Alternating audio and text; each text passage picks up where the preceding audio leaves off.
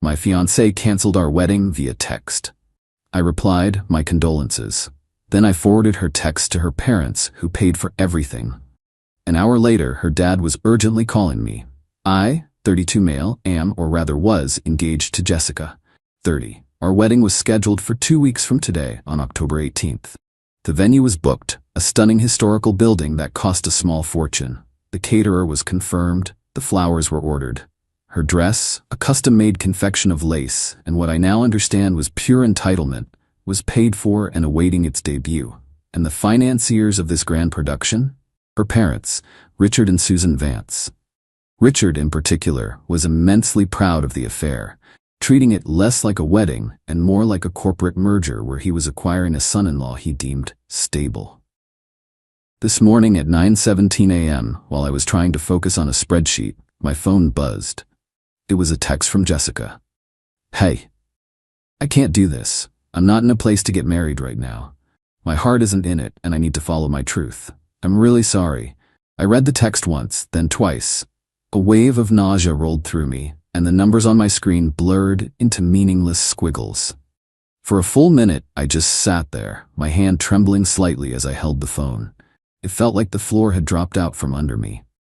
4 years, a 1-year engagement, countless hours of mind-numbing planning, all detonated by a 33-word text. Then the initial shock receded and something else took its place. It wasn't pain, not yet. It was a strange, cold clarity. It was the feeling you get when you finally solve a complex puzzle and see the whole ugly picture. All the little weirdnesses of the past few months. The late nights she claimed were with friends, the sudden intense friendship with a wellness guru named Joseph, the way she'd angle her phone away from me, they all snapped into a perfect, horrifying alignment. My fingers felt clumsy, but they moved.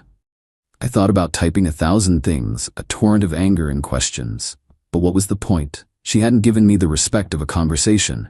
I wasn't going to give her the satisfaction of a meltdown. A flash of dark, morbid humor struck me. I typed back 2 words. Me. My condolences. It felt right. It was for the death of our relationship, for the person I thought she was, for the future that had just been executed. Then, with a steadiness that surprised me, I took a screenshot of her text. I opened my email, attached the image, and sent it to Richard and Susan Vance. The subject line was simple, regarding the wedding. I added no commentary. The text was its own testament. I put my phone on silent and shoved it in my desk drawer. I couldn't look at it. I spent the next hour pretending to work, my mind a blank, roaring void. The chaos was coming, but I had simply rerouted the storm to its source. When I finally pulled my phone out an hour later, it was a war zone. 12 missed calls from Jessica, 7 from Susan, and 1, the most recent one, from Richard. His contact photo, a picture of him on his boat looking smug, stared back at me. The notification simply read, Richard Vance, urgent call requested. I took a deep breath, let it out slowly, and knew I had to wait. I couldn't take that call in my office. I needed to be on my own ground before facing the man who cared more about his deposits than my dignity. Update 1 3 days later. Thank you for the comments and DMs. It's validating to know I'm not crazy. Many of you asked about the call with Richard. I waited until I was home that evening, after giving myself hours to let the adrenaline subside and think clearly. I needed every ounce of composure I could muster. I poured a whiskey and hit dial. He picked up before the first ring finished. Thomas, he barked. It wasn't a greeting, it was an accusation. Richard, I replied, my voice steady. I got your email. What the hell is this? Is this some kind of joke? I wish it were, I said calmly. I received that text from Jessica at 9:17 a.m. That's the entirety of what I know. There was a muffled sound, and then Susan's piercing voice came through the speaker. Thomas, darling? What is he talking about?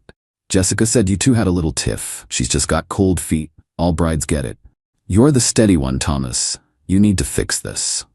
You need to fix this. The phrase echoed in my head. The sheer audacity of it. I, the recipient of the breakup text, was now tasked with being the emotional janitor for their social catastrophe. Susan, I said, a distinct chill entering my tone. A tiff is an argument over where to get dinner. This was a termination. Your daughter ended our engagement. There is nothing for me to fix. Richard cut back in, his voice a low growl of controlled fury. "We have over $150,000 sunk into this event, Thomas. $150,000. The venue is non-refundable. The caterer has a cancellation clause that will gut us. This is not a cold feet situation we can just brush off." The conversation orbited entirely around the money, the contracts, the social embarrassment. Not one "are you okay?" Not a shred of sympathy. I was just a faulty component in their elaborate machine. "That sounds like a conversation you need to have with your daughter," I stated. "She's the one who breached the agreement with me, and by extension, with you." Before they could unload another volley of blame, my other line beeped. It was Jessica. A wave of anger, hot and sharp, finally pierced my calm. I said, "I have to go," and hung up on the Vances. I stared at Jessica's name on the screen and hit ignore. So hard I thought the glass might crack. A moment later, the text started. "You told my parents? You went behind my back and tried to turn them against me. You know how my dad is. This is exactly why I couldn't marry you. You're so manipulative and vindictive. You need to call them right now and tell them you overreacted and we're working through it. My dad is threatening to cut me off. This is your fault." It was breathtaking. The complete and total abdication of responsibility. I didn't reply. Instead, I walked into my home office. On the corner of my desk was a heavy, polished wooden box. Inside, nestled in velvet, was the custom-made chronograph watch I had bought for Richard. It was a beautiful piece, subtly engraved on the back. "Richard, thank you for welcoming me into the family. Thomas. October 18, 2025. The wedding date. Our wedding date." I closed the box. I felt the first real pang of grief, not for the Jessica who sent that text, but for the woman I thought I was marrying, for the family I thought I was joining, for the future that was now just a ghost. I spent the next few days in a fog, methodically canceling my arrangements, informing my family, and trying to keep my head above water. The real trouble, I would soon find out, was just beginning. Update 2. The past week has been an education in audacity. The Vances, having failed to guilt me into fixing their problem, moved on to asset recovery. I received an email from Susan stating that since the wedding was off, I was morally and legally obligated to return Jessica's engagement ring. She helpfully suggested it could help offset some of the catastrophic losses they were incurring. They wanted me to return the $22,000 ring I paid for so they could pawn it. I replied with a link to our state's laws on conditional gifts and a simple message: "The ring is my property. Consider the matter closed." Of course, they didn't. Jessica began a smear campaign. I started getting tentative calls from mutual friends.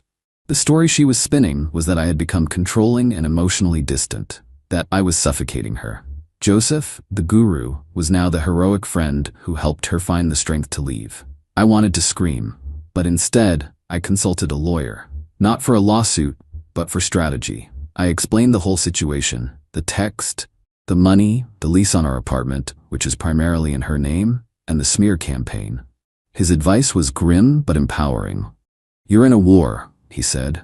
"The goal isn't to win, it's to extract yourself with the least possible damage. Document everything. Communicate only in writing. And protect your assets." Armed with this, I handled the friends issue. In a group chat for a now-canceled wedding event, I posted a simple message. "Hey everyone, I'm sure you've heard the wedding is off. Just to be clear, Jessica ended our engagement last week. It's been a difficult time, and I'm focusing on the logistics of separating our lives. I wish her the best." It was neutral but factual. It corrected the record without being dramatic. The private messages I got afterward confirmed it was the right move. The Vances and Jessica's stories were already starting to contradict each other. The real test came this morning. My doorbell rang. It was Jessica and Joseph. He was exactly as I'd pictured. Tan, perfect teeth, and the vacant eyes of someone who uses the word synergy without irony. "I need to get my things," she said, not looking at me. I stepped aside. Jessica walked in and started pointing at our shared life. The TV, the espresso machine, the leather sofa. For each, she'd say, "I helped pick that out," or "My mom gave us money for that." I just stood there, arms crossed. I paid for the TV. The espresso machine was a gift to me from my brother. Your mom gave us $500 for the sofa. You can have it if you give me the $2,500 I paid for the rest of it. Her face tightened. The lifestyle she enjoyed, she was realizing, was one I had financed. Then her eyes landed on the watch box on my desk. "Oh, good," she said, her voice dripping with fake sweetness. "You were going to give that to Dad. I'll take it to him. It might smooth things over." She reached for it. I moved faster, my hand covering the box. "No." The word hung in the air. "What do you mean, no?" she scoffed. "I bought that for my father-in-law," I said, my voice low and hard. "I don't have one of those anymore. You made sure of that?" The condition for the gift was not met. Joseph stepped forward, puffing out his chest. "Hey man, don't be a jerk, it's a watch." I turned to him. "You're right, it is, and it's mine. Jessica, get your clothes and your personal items, nothing else. You have 1 hour." The shock on her face was profound. She had mistaken my patience for weakness. They grabbed a few boxes and left. But the biggest fight was yet to come, and it was about the one thing she couldn't pack in a box: the apartment lease. Update 3. The aftermath of their visit was tense. I knew I had to get her off the lease. Following my lawyer's advice, I sent a formal notice via certified mail and email. It stated she had 30 days to coordinate the removal of her remaining belongings and sign the lease transfer paperwork. It was a standard, legally sound procedure. I expected a fight. I didn't expect the power to go out. A week after I sent the letter, my apartment went dark. My internet died. I checked the utility company website. The account, under the name Jessica Vance, was past due and had been disconnected. In her dramatic exit, she had forgotten to pay the bills that were solely in her name. I felt a surge of fury, followed by a grim sense of satisfaction. This was a consequence of her own making. The next day, I called the power company to set up a new account. The agent informed me that because there was an outstanding balance tied to the unit, I would either have to pay it off to get service immediately, or go through a lengthy process of proving new tenancy that could take weeks. I was trapped. I needed to work. With a curse, I paid the $480 she owed. I paid her debt to keep my lights on. I sent a screenshot of the receipt to her and Susan with the subject "Final Utilities" and immediately blocked them both. The real confrontation happened last Friday. My doorman, Charles, called me. "Thomas, Jessica is down here. She's saying she's a resident and is demanding access to her apartment. Her key fob isn't working." My lawyer had told me to have the fob deactivated after she was given formal notice. "Is she with anyone?" I asked. "The tan guy," Charles said. "He's kind of pacing around like a jerk." "Okay, Charles, don't let her up. Tell her she needs to coordinate a time with me in writing as per the legal notice. If she refuses to leave the lobby, please call the police." I hung up, my heart pounding. This was it. I grabbed the file with a copy of the lease and the certified mail receipt and went downstairs. The scene was worse than I imagined. Jessica was yelling at Charles. Joseph was, predictably, filming it with his phone. "There he is," she shrieked. Tell him he can't lock me out." As if on cue, 2 police officers walked in. Jessica immediately turned her performance on them. "Thank God. He's illegally evicted me. He cut off my power and he's holding my things hostage." When she was done, one of the officers, a tired-looking man who had clearly seen it all, looked at me. "Sir, what's going on?" I didn't open with my evidence. I just looked at Jessica. "Jessica, you left. You abandoned the apartment. I sent you a legal notice to arrange a time to get your things. You haven't. Instead, you show up and cause a scene." To the officer, I said, "This is a civil dispute. She is the primary on the lease, but she has moved out. I have given her formal notice to collect her property. She's refusing to follow the procedure." I held up the folder. "I have all the documentation." The officer sighed, not even looking at my folder. "Ma'am, is it true you are no longer living here?" Well, I'm staying with a friend. He forced me out," she sputtered. "Okay," the officer said, his patience gone. "This is a civil matter. We don't get involved in lease disputes, but what you're doing right now is causing a disturbance. You need to leave the property. You can take him to court if you want, but you can't stand here and scream at people. Leave now, or you can be cited for disorderly conduct." The defeat on her face was absolute. It wasn't a clean victory for me, just a messy, public airing of our drama. But it was enough. Joseph had stopped filming. They turned and left. As I walked back to the elevator, Charles gave me a sympathetic nod. Sorry, man. It's not your fault, Charles, I said. Thanks for handling it. The battle was over, but the war wasn't. She still had to get her things, and I had a feeling the final act was going to be pathetic. Final update. It's been a while. The 30-day clock ran out. On the final day, I got a terse email from a lawyer she had clearly scraped together the money to hire. It arranged a time for her to retrieve her personal effects and included a signed copy of the lease transfer she had folded. The moving day was a sad, quiet affair. No Joseph. Just Jessica and 2 movers. She wouldn't look at me. She just walked through the apartment, pointing at the boxes I had neatly packed, her face a mask of stone-cold resentment. The whole thing took less than an hour. As the movers carried out a hideous floor lamp she loved, its cord snagged and the ceramic base cracked. Jessica flinched, and a small, almost inaudible sound escaped her lips. It was the only emotion she showed, and then she was gone. The silence that followed was the cleanest sound I've ever heard. The story doesn't end there, but I've had to piece together the rest of it from fragments. There was no single source, no satisfying intelligence report. Life isn't that neat. I heard from a mutual friend who works in event planning that Richard Vance had gone on a rampage, calling every vendor, threatening lawsuits and bad reviews. But contracts are contracts. The friend estimated their losses were well into 6 figures. The primary loss, though, wasn't financial. It was the humiliation. I ran into another old friend at the grocery store. It was awkward. But after a few minutes, she hesitantly told me that Jessica and Joseph had a massive, public breakup. The rumor was that once her father's financial support was cut, Joseph's interest in her vibrational energy plummeted. He was gone within a month. The final piece came from a venomous email Susan sent me after I forwarded the final paid-off utility bill. It was a rambling, blame-filled tirade that, between the lines, painted a picture of a family in turmoil. A furious husband, a distraught daughter, and her in the middle, blaming me for the entire disaster. As for me, I'm doing okay. The first month was about anger and logistics. The second was about processing the grief.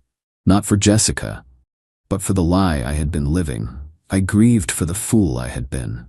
Some nights, the sheer audacity of her betrayal still hits me, and I feel that old, hot anger. But then I wake up in my quiet apartment, an apartment that is now truly mine, and I feel a profound sense of peace. I sold the engagement ring. I used the money to pay off the last of the wedding-related debts I'd incurred and put the rest away. It felt like closing a bad account. And the watch? The custom chronograph for Richard? It's still in its box, tucked away in my safe. For a while I thought about selling it, but I haven't. It's not a trophy. It's just a reminder. A reminder that my instincts were trying to tell me something for months. A reminder that my calm, methodical response wasn't about revenge. It was about survival. It's a monument to the most expensive bullet I ever dodged. Thank you all for listening. It's time to log off and go live the life that's actually waiting for me.